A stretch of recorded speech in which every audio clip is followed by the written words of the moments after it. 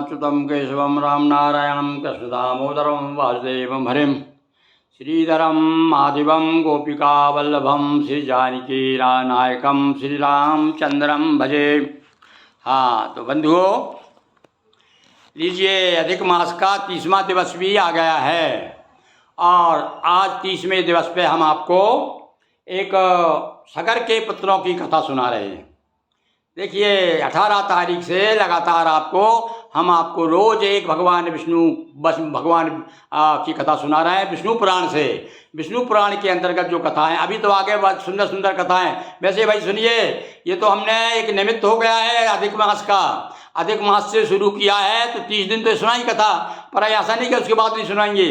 अरे भाई ये तो विष्णु पुराण है, आगे और क्या क्या कथाएं आएंगी और विशेष रूप से भगवान श्री कृष्ण की लीलाएं भी हमको आपको सुनाना है। तो ये निरंतर अब आपको हम रोज एक कथा, जब तक विष्णु पुराण समाप्त नहीं होता।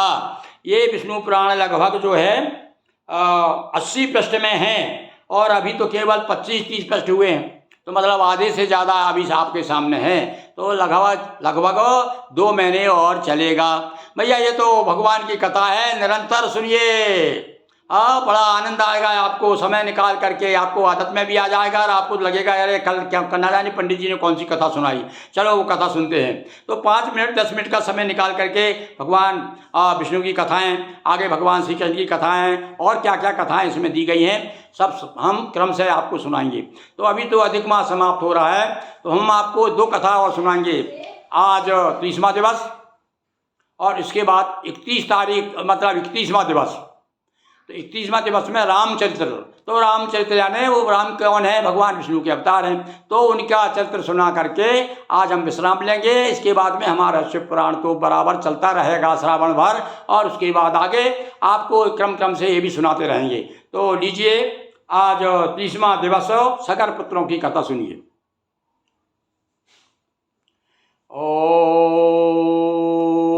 नारायणं नमस्कृत नरं चैव नरोत्तमं देवीं सरस्वतीं व्यासं ततो जयमुदीरयेत्।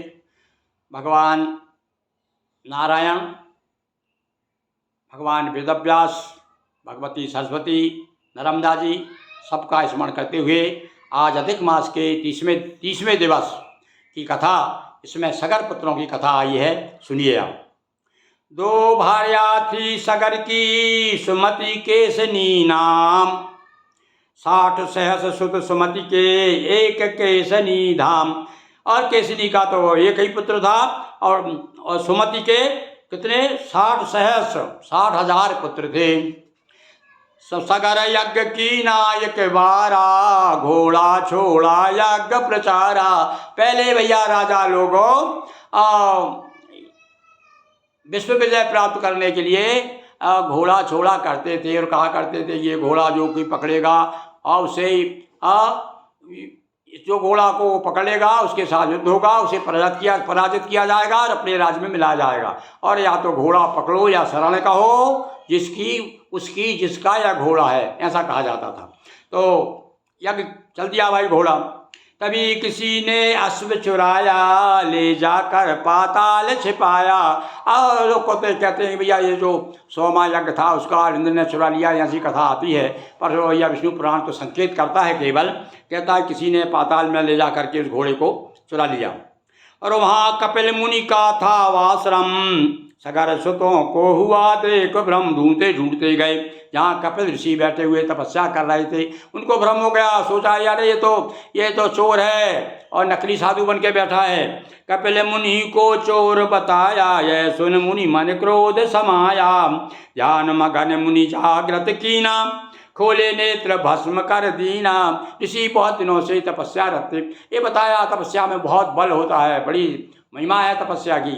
जो ऋषि ने आँख खोला और जब उनको उनका तप भंग कर दिया तो गुस्से में उन्होंने सबको भस्म कर दिया। समाचार राजा ने पाए, तब असमंजस पुत्र पठाए। जब केसरी का जो पुत्र था असमंजस नाम का, उसे भेजा।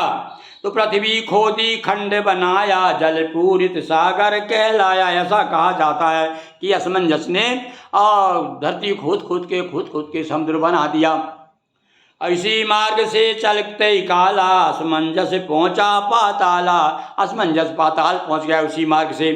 मुनिवर को संतुष्ट करो लौटे घोड़े साथ। सगर यज्ञ पूरन हुआ चर्चित है यह गात। इस प्रकार से असमंजस ने इसी मुनि से अपनी क्षमा याचना की और घोड़े को वापस लाए, तब जाकर के यज्ञ पूरा हुआ। इसी वंश के नृपों ने कीने बहुत प्रयास। गंगा लाए भगीरथ तब हुई पूरन आस। लक्ष्मीपति की जय। नमो नारायण। हर हर महादेव शंभो।